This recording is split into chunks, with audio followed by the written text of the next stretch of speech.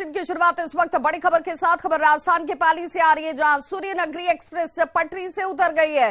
Suryanagari express के करीब 8 डिब्बे पटरी से उतरे और हादसे में करीब 12 लोग घायल बताए जा रहे हैं। बोमादड़ा से राजकीय आवास के बीच की ये घटना बताई जाती है।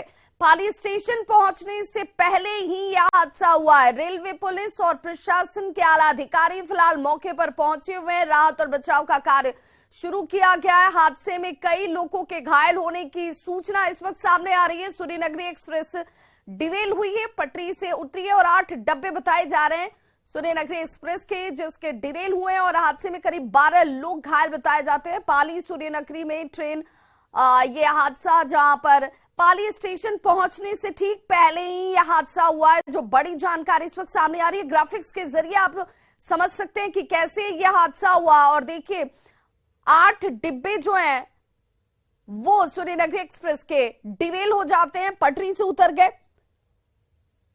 एनिमेशन के जरिए, ग्राफिक्स एनिमेशन के जरिए आपको समझाने की कोशिश कर रहे हैं कि आखिर यह हादसा हुआ कैसे है। पाली में सूर्यनगरी एक्सप्रेस के 12 डिब्बे, जो जानकारी इस वक्त सामने आ रही है कि तकरीबन 8 से 12 डब्बे जो हैं वो डिरेल हुए हैं।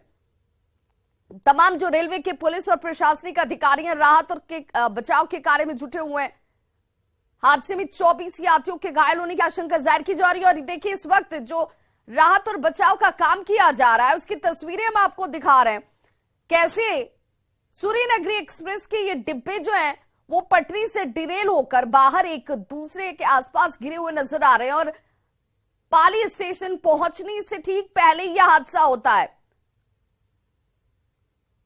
फिलहाल राहत और बचाव का काम शुरू कर दिया गया है। घायल लोगों को निकालकर अस्पतालों तक, स्थानीय अस्पतालों तक पहुंचाने की कोशिश है। एक्सक्लूसिव तस्वीरें इस वक्त आपके टीवी स्क्रीन पर, और इसे देखकर अंदाजा लगाया जा सकता है कि कैसे उस वक्त जो लोग सो रहे होंगे, आराम कर रहे होंगे, उनकी नींद एक गड़गड़ाहट की आवाज के साथ खुली होगी। और हादसे की ये तस्वीरें, जहां पर तमाम जो रेलवे के अधिकारी हैं, स्थानीय स्तर पर जो लोग हैं वो पहुंचते हैं और राहत और बचाव का काम शुरू कर दिया गया। हादसे में 24 यात्रियों के घायल होने की इस वक्त प्रारंभिक जानकारी सामने आ रही है। हालांकि ये तमाम जानकारियां प्रारंभिक हैं। तस्वीरें आप एक्सक्लूसिव इस वक्त अपने टीवी स्क्रीन पर देख रहे हैं सूर्यनगरी एक्सप्रेस से, जो पाली में सूर्यनगरी एक्सप्रेस की ये 8 से लेकर 12 डब्बे बताए जा रहे हैं जो डिरेल हुए हैं और 12 लोगों के घायल होने की जानकारी प्रारंभिक तौर पर पहले आ रही थी। अब ये बताया जा रहा है कि तकरीबन 24 लोग घायल हुए हैं। Jodhpur DRM north control room से पल पल की जानकारी ली जा रही है। बांद्रा टर्मिनल से जोधपुर ये सूर्यनगरी एक्सप्रेस जो है वो पहुंच रही थी और रेल हादसे की वजह से 10 ट्रेनों के रूट को बदल दिया गया है। सीधे तौर पर उस पर इसका असर है। हादसे के चलते 2 ट्रेनें रद्द भी हुई हैं। वहीं देर रात 3:27 पर ट्रेन के 8 डिब्बे पटरी से उतरे। जो जानकारी सामने आ रही है, बताया जा रहा है कि अहले सुबह का वक्त था जिस दौरान यह हादसा होता है। हेल्पलाइन नंबर आप अपने टीवी स्क्रीन पर देख पा रहे होंगे, ये वो नंबर है जिससे जानकारी ली जा सकती है। पाली का हेल्पलाइन नंबर जारी कर दिया गया है रेलवे की तरफ से। संबंधित सगे संबंधियों को लेकर जानकारी लेने वाले इस नंबर का इस्तेमाल कर सकते हैं। सूर्यनगरी एक्सप्रेस पटरी से उतरी है, जिसकी एक्सक्लूसिव तस्वीरें आप इस वक्त देख रहे हैं। सुबह सवेरे 3 बजे का वक्त बताया जा रहा है जिस वक्त यह हादसा हुआ और घायलों की संख्या जो है वो बढ़ती हुई नजर आ रही है, क्योंकि पहले जो जानकारी आ रही थी, बताया जा रहा था तकरीबन 12 लोग जख्मी हुए, बट अब ये जानकारी आ रही है कि 24 लोग जख्मी हुए, जिन्हें फिलहाल सभी को अस्पतालों तक पहुंचाने की कवायद शुरू कर दी गई है। और रुक कर लेते हैं बिहार की खबरों का। तो बिहार में कड़ाके की ठंड इस वक्त पड़ रही है। पटना में कड़ाके की ठंड को देखते हुए 8वीं तक के तमाम स्कूलों को बंद कर दिया गया है। डीएम चंद्रशेखर सिंह ने 7 जनवरी तक स्कूलों को बंद रखने का आदेश दिया है। डीएम ने यह आदेश सभी सरकारी और निजी स्कूलों के लिए जारी किए हैं, जिसके तहत अब 8वीं तक के स्टूडेंट 7 जनवरी तक स्कूल नहीं आएंगे। इसके पहले ठंड को देखते हुए 26 दिसंबर से 31 दिसंबर तक स्कूल को बंद रखा गया था, लेकिन अभी जो हालात हैं और अंदेशा ये जाहिर किया जा रहा है कि ठंड अभी और बढ़ने वाली है। आज की तस्वीर आपको बताते चले, धुंध, कुहासा, ये तमाम तस्वीरें इस वक्त सामने आती हुई। 1 जनवरी की अगर हम बात कर लें तो 1 जनवरी से ये पहले ही अब बढ़ा दिया गया है, 7 जनवरी तक इसे कर दिया गया है। ऐसे में स्कूल खुलने की जो उम्मीद बच्चे रखे हुए थे उन्हें ये बड़ी जानकारी देते चलें कि अब 7 जनवरी तक की छुट्टी बढ़ा दी गई है। लेकिन पटना डीएम ने स्कूल खुलने के पहले ही बच्चों को ठंड से बचाने के लिए ये कदम उठाया है, जिसमें आदेश जारी किया गया कि स्कूल 7 जनवरी तक नहीं खुलने वाले हैं। 8वीं तक के स्टूडेंट्स स्कूल नहीं जा पाएंगे 7 जनवरी तक ठंड के मद्देनजर।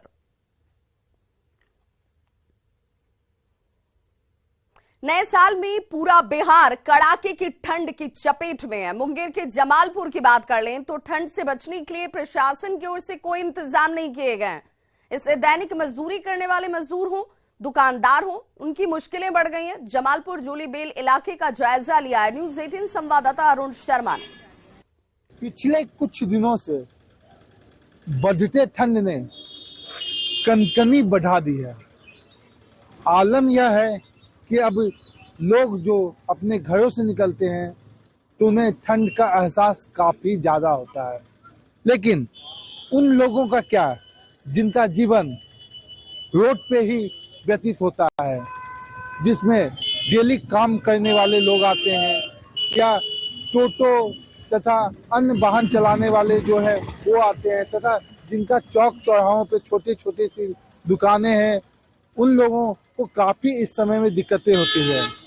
हालांकि अभी तक जिला प्रशासन ने किसी भी चौक पे जो है अलाव की व्यवस्था नहीं की है। ठंड की क्या स्थिति है अभी? इधर पिछले कुछ दिनों से काफी ठंड बढ़ गई है, जिससे काफी परेशानियों का सामना करना पड़ रहा है।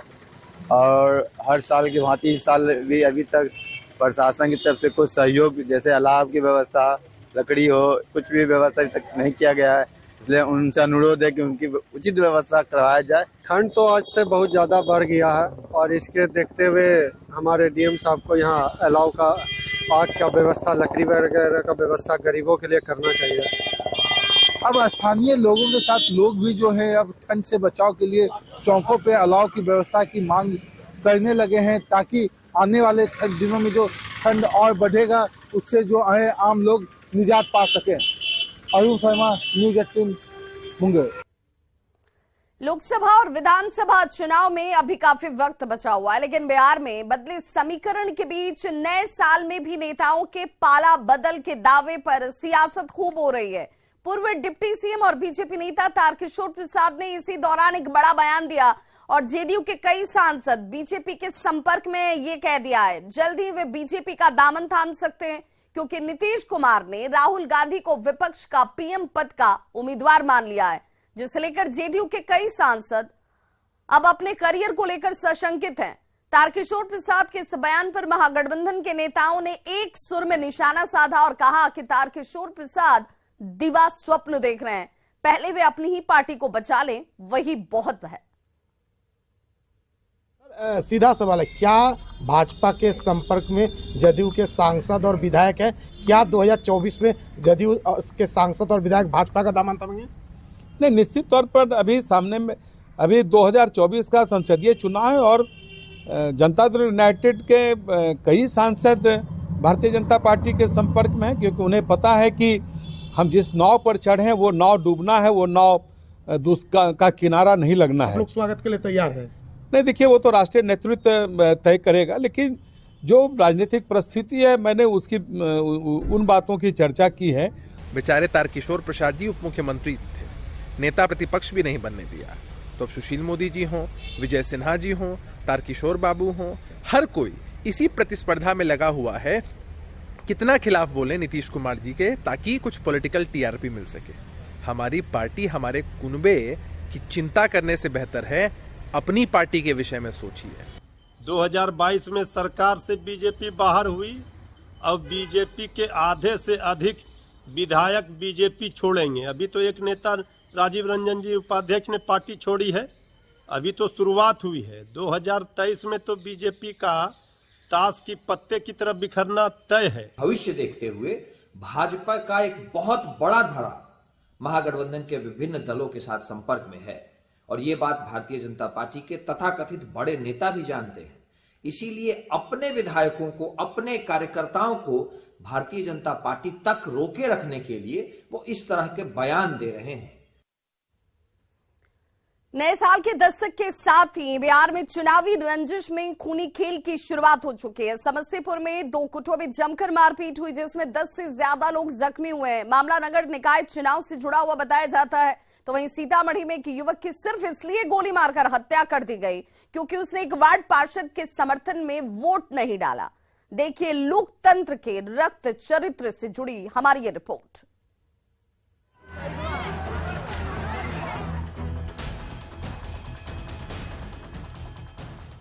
कड़ाके की ठंड में दे दनादन, लोगों के बीच जमकर हो रही मारपीट और कुहासे के बीच अफरा तफरी का माहौल। तस्वीरें समस्तीपुर के सदर अनुमंडल के वार्ड नंबर 42 की है, जहां नगर निकाय चुनाव के बाद रहीमपुर रुदौली में विजय जुलूस रण क्षेत्र में तब्दील हो गया। 2 गुटों के बीच हिंसक झड़प में 10 से ज्यादा लोग घायल हो गए। दरअसल नगर निगम वार्ड संख्या 42 से फिरदौसी खातून वार्ड पार्षद चुनी गई थी और उनके समर्थक विजय जुलूस निकाल रहे थे, लेकिन हारने वाले प्रत्याशी नौसवा प्रवीण के समर्थकों की ओर से उस एरिया से गुजरने का विरोध किया गया और फिर कहासुनी होने लगी। देखते ही देखते नजारा पत्थरबाजी में तब्दील हो गया, लोगों के सिर भी फट गए। बहुत इतना पत्थर गिरा, हम मस्जिद के पास थे, जो हमको यहाँ पर चोट लग गया है। किसके द्वारा? ये अजीम साहब के इधर से पथरा हुआ है। हम लोग जो जुलूस निकल रहा था, सरफराज के इधर से जुलूस निकल रहा था। घर में हम बाहर खड़े हुए थे इंतजार में सबके, पूरा भीड़ बन के आया। हम लोग अंदर भागे, वो लोग अंदर 4-5 घुस के और हम लोग माला लिए हुई थी कि पहनाएंगे से मेरे सर पे मारा। हम लोग के साथ जबरदस्ती करने का भी कोशिश कर रहा था। तब लास्ट में हम लोग सब मिलके जब रूम में बंद हुए तब हम लोग बचे नहीं, तो हम लोगों ने नहीं छोड़ा। लोग जश्न मना रहे थे जीत का, तो उस दिन ये लोग हारे हुए थे, तो आके पथराव किए। हम लोग नहीं मिले तो हमारे घर में घुस के हमारी बहन को, बेटी को गाली दिए, उसको मारे, सर फोड़ दिए। ठीक है, घर पे ईंटा मार रहे थे। जो हम लोग का वहाँ पे घर है, 2-3 घर। कौन थे हमला करने वाले? नौसवा परवीन के भतीजे थे, बेटे थे, उन्हीं के पूरे टोटल थे। चुनाव के नतीजे 30 दिसंबर को आए और नए साल की शुरुआत में ही चुनावी रंजिश ने हिंसक रूप अख्तियार कर लिया। एक गुट की ओर से पत्थरबाजी तो की ही गई, लाठी डंडे से पीटा भी गया। घर में घुसकर महिलाओं तक को पीटा गया। लोगों का आरोप ये भी है कि पिस्टल के बट से भी हमला किया गया। फिलहाल जख्मी 10 से ज्यादा लोगों का इलाज सदर अस्पताल में चल रहा है। अब ये तस्वीर सीतामढ़ी की है, जहां चुनावी रंजिश में शनिवार को एक युवक की हत्या के बाद लोगों का गुस्सा सड़क पर फूट पड़ा। वार्ड पार्षद प्रत्याशी के बेटे पर एक युवक की हत्या का आरोप लगा है। आरोप है कि मृतक ने चुनाव के दौरान वार्ड पार्षद प्रत्याशी का समर्थन नहीं किया था, जिसे गोली मारकर मौत की नींद सुला दी गई। लोगों के हंगामे के बाद मौके पर पहुंची पुलिस ने मामले को शांत कराया। मामला एक आपराधिक घटना हुई थी, जिसमें एक गांव के एक ग्रामीण है, उनका हत्या कर दिया गया था। रात में कार्रवाई करते हुए एक अपराधी को गिरफ्तार किया गया है। बाकी 2 लोगों की गिरफ्तारी का प्रयास किया जा रहा है। ऐसी वारदातों ने लोकतंत्र के पर्व को कलंकित कर दिया है। एक बार फिर ये जगजाहिर हो गया कि चुनावी रंजिश खूनी संघर्ष में तब्दील होते देर नहीं लगती, क्योंकि इससे पहले भी पंचायत चुनाव के दौरान भी झड़प की कई हिंसक तस्वीरें आ चुकी हैं। जीते हुए मुखिया प्रत्याशी तक की हत्या कर दी जा चुकी है। न्यूज़ 18 के लिए सीतामढ़ी से राकेश रंजन और समस्तीपुर से मुकेश कुमार की रिपोर्ट। और बड़ी खबर इस वक्त बेगूसराय से आ रही है, जहां पर बेखौफ अपराधियों ने लूट की बड़ी वारदात को अंजाम दिया है। अपराधियों ने एक बाइक एजेंसी के संचालक से नकद और गहने की लूट कर लिए। लूटपाट के दौरान अपराधियों ने पिस्टल के बट से एजेंसी संचालक को मारकर जख्मी भी कर दिया। फिलहाल व्यवसायी को इलाज के लिए सदर अस्पताल में भर्ती कराया गया है। यह घटना मुफस्सिल थाना क्षेत्र के खमहार गांव के नजदीक की बताई जाती है। एक्सक्लूसिव तस्वीरें आप अपने टीवी स्क्रीन पर देख पा रहे हैं। बाइक एजेंसी के संचालक से लूटपाट की गई है। व्यवसायी ने स्थानीय अपराधियों पर लूट का आरोप लगाया और फिलहाल पुलिस इस पूरे मामले की तहकीकात में जुट गई है।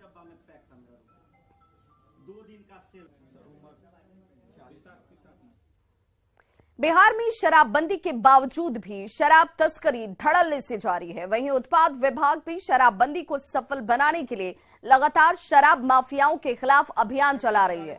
बेगूसराय के तिगड़ा में डीएसपी के नेतृत्व में शराब माफियाओं के खिलाफ बड़ी कार्रवाई की गई और पुलिस ने ट्रक से भारी मात्रा में शराब को बरामद किया है।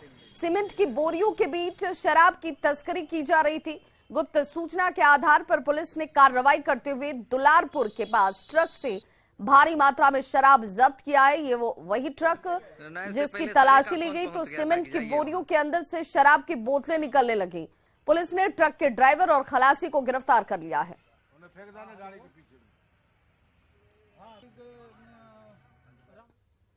खबर वैशाली से, जहां नशे की हालत में कार सवार ने लोगों को कुचलने की कोशिश की है। मामला मुजफ्फरपुर हाजीपुर NH 22 की तस्वीरें आपके सामने है। ये देखिए कैसे सड़क के किनारे खड़े लोगों को कुचलने की कोशिश की गई इस कार की तरफ से। भगवानपुर के पास सर्विस लेन में कुछ लोग चाय और नाश्ते कर रहे थे और इसी दौरान कार सवार ने उन्हें कुचलने की कोशिश की। हालांकि सभी लोग बाल बाल बच गए हैं। बताया जाता है कि कार पर सवार 3 युवक नशे की हालत में थे और सड़क के किनारे खड़े महिलाओं से गाली गलौज करने लगते हैं। वहां मौजूद लोगों ने इसका विरोध किया और तीनों युवकों को कार में बैठा दिया गया, लेकिन वहां से जाने की बजाय युवकों ने लोगों को कुचलने की ही कोशिश की, जिससे अफरा तफरी का माहौल देखा गया। सारी तस्वीरें सीसीटीवी कैमरे में कैद हो गई। तस्वीरें आपके सामने इस वक्त टीवी स्क्रीन पर। 2 तस्वीरों के जरिए आप समझ सकते हैं कि कैसे यही वो गाड़ी है सफेद रंग की जिसमें 3 युवक बताए जा रहे हैं कि पहले महिलाओं के साथ गाली गलौज कर रहे थे, अभद्रता कर रहे थे, जिसके बाद लोगों ने इन्हें जबरन गाड़ी में बिठाया। लेकिन ये युवक यहां से जाने के बजाय सड़क के किनारे खड़े लोगों को कुचलने की कोशिश करते हैं। 2 बार लोगों को कुचलने की कोशिश की गई। बाद में पुलिस मौके पर पहुंची और 2 युवकों को गिरफ्तार कर लिया गया। तीनों युवक इतने नशे में थे कि सही तरीके से खड़े तक नहीं हो पा रहे थे।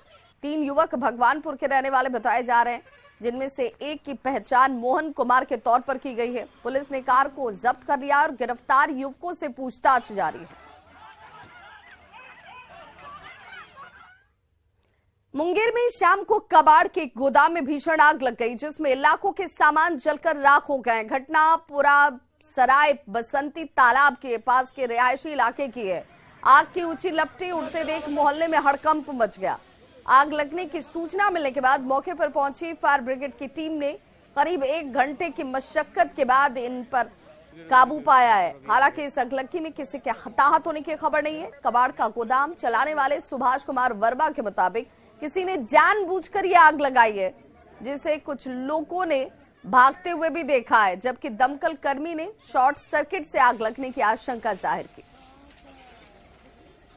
क्या है सर, किसी साजिश के का शिकार हुआ है ये दुकान में कोई आग लगाया है जान के। भागते समय गांव के लोग देखे भी हैं, गांव के लोग देखे भी हैं भागते हुए मफलर बांध के, और गांव के लोग रगेते भी हैं उसको, लेकिन वो भागने में कामयाब रहा। तो समय से पहुंचकर आग को अपने कंट्रोल में ले लिया जी, जिससे कि आसपास का मकान किसी भी तरह का कोई नुकसान नहीं हुआ। तो आग लगने का कारण कुछ पता चला? आग लगने का कारण शॉर्ट सर्किट बताया जा रहा है जी। बाकी जांच के विषय है, इसके बारे में विस्तृत। गया में कार आग के गोले में तब्दील हो गई। अच्छी बात यह रही कि कार पर सवार सभी 6 लोगों की जान बच गई। कार पर सवार लोग खीजर सराय थाना क्षेत्र के बेहटा गांव में बेटे के लिए लड़की देखने जा रहे थे। बताया जा रहा है कि कार का चक्का पुआल में फंसा, जिसके बाद टायर में आग लग जाती है और पूरी की पूरी गाड़ी ही आग के गोले में तब्दील हो गई। आग लगने की भनक लगते ही उस पर सवार लोग नीचे उतरे। जब तक फायर ब्रिगेड की टीम यहां पर मौके पर पहुंचती, तब तक कार पूरी तरह से जल चुकी थी।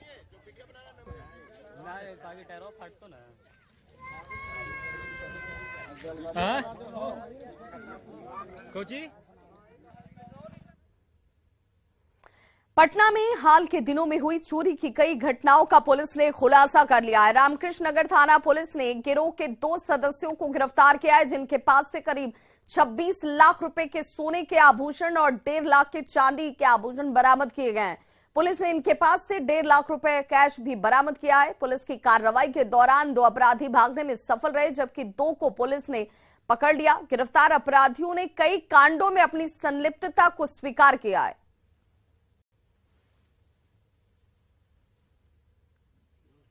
ये लोग बहुत देर से सक्रिय रूप से चोरी और सेंधमारी की घटनाओं में शामिल थे। ये दीघा, पत्रकार नगर, राजीव नगर, रामकृष्ण नगर, जक्कनपुर अन्य कई शहरी क्षेत्रों में इस प्रकार का कांड कर चुके थे, चोरी की बहुत सी घटनाएं कर चुके थे। इनके पास जो दोनों बाइक भी बरामद हुआ, दोनों चोरी का बाइक है। गोपालगंज में अवैध संबंध का विरोध करने पर पति ने पत्नी को पीट पीट कर मार डाला। वारदात के बाद से आरोपी पति अपने परिवार के साथ फरार बताया जा रहा है। मामला सिद्धवलिया थाना के झझवा गांव का है। सिद्धवलिया के बधवार गांव के रहने वाले सुंदर महतो की पुत्री बिंद देवी की शादी बीते साल 16 फरवरी को झझवा गांव निवासी सोहन महतो के साथ हुई थी। बिंदु देवी के परिजनों का कहना है कि बिंदु सोहन के अवैध संबंध का लगातार विरोध कर रही थी। इसी विरोध को शांत करने के लिए पति सोहन महतो ने अपनी पत्नी बिंदु देवी को पीट पीट कर मार डाला। इस मामले में पुलिस हत्या के मामले को दर्ज कर पति समेत बाकी आरोपियों की तलाश में जुट गई है। पी खा कर वो शादी के बाद आकर मारता है, गरियाता है। डेली 8 दिन पहले से वो मार रहा था। एक रोज गया लो, उसके बाद वो बोला जो नहीं जाएगी। फिर आज 3 दिन पहले पूरा मारा। वहाँ से कोई बताया तो इन लोग गया, जाकर ले आया। कल डेथ हो गया। उसके साथ वो पेड़ पर लात से बहुत जोर से मारा। सहरसा में नए साल के पहले दिन अपराधियों ने मर्डर कर दहशत फैला दी। भीड़भाड़ वाले इलाके बैजनाथपुर में अपराधियों ने ताबड़तोड़ फायरिंग कर दहशत फैलाई। मृतक का नाम अमित कुमार बताया जाता है। हत्या क्यों की गई इसका खुलासा नहीं हुआ है। मर्डर से नाराज लोगों ने सड़क जाम कर हंगामा जरूर किया। लॉ एंड ऑर्डर को लेकर पुलिस के दावों पर एक बार फिर से सवाल उठ रहे हैं। नए साल को लेकर पुलिस ने सुरक्षा के पुख्ता इंतजाम का दावा किया, लेकिन इसका कोई असर नजर नहीं आ रहा है। अपराधियों ने बीच बाजार युवक की हत्या कर दी। 2 तस्वीरें इस वक्त आप अपने टीवी स्क्रीन पर देख पा रहे होंगे। पहली तस्वीर जहां पर आक्रोशित लोगों की तरफ से सड़क को जाम किया गया, अपराधियों की गिरफ्तारी की मांग की गई। वहीं बीच सड़क पर दूसरी तस्वीर कैसे देखिए, अपराधी जो कि बाइक से पहुंचे थे ताबड़तोड़ फायरिंग करते हैं। उस सड़क पर हत्या को अंजाम दिया गया जहां पर आवाजाही लोगों की आपको नजर आ रही होगी, गाड़ियां आती जाती दिख रही होंगी और बीच सड़क पर ही फायरिंग की गई जिसमें युवक की मौत हो जाती है।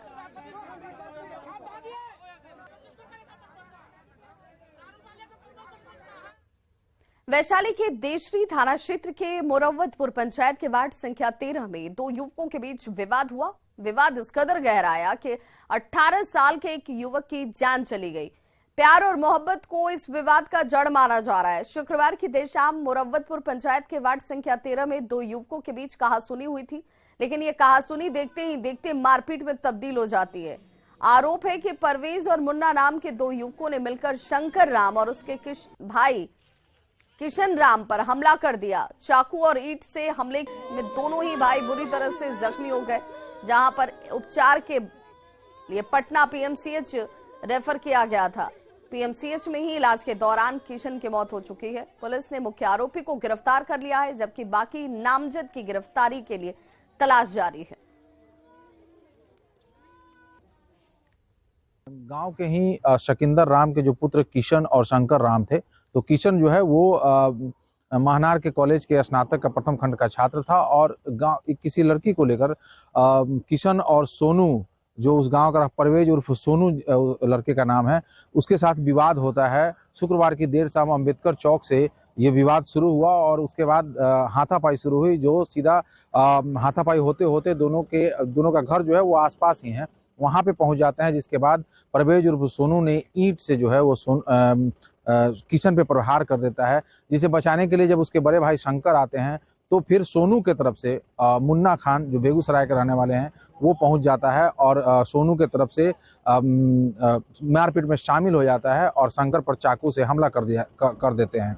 इस दौरान क्या है, शंकर और किशन दोनों भाई जो हैं वो गंभीर रूप से घायल हो जाते हैं, जिसके बाद दोनों को पीएमसीएच में रेफर कर दिया जाता है इलाज के लिए। इस दौरान किशन की इलाज के दौरान मौत हो जाती है, जबकि शंकर का इलाज जो है वो अभी भी अस्पताल में चल रहा है। जो आरोपी हैं उनकी गिरफ्तारी की जाएगी। बहरहाल गांव में जो तनाव का जो माहौल था उसको देखते हुए प्रशासन के तरफ से भारी संख्या में पुलिस बल को वहां पर तैनात किया गया है। फिलहाल जो है स्थिति सामान्य है और परिजन जो है वो अब न्याय की आस लगा रहे हैं कि प्रशासन कब जो आरोपी की गिरफ्तारी होनी बाकी है और उसके साथ परिजनों ने जो 2-3 नाम और पुलिस को दिए हैं उनकी भी गिरफ्तारी के लिए जो है पुलिस जो है वो छापेमारी कर रही है।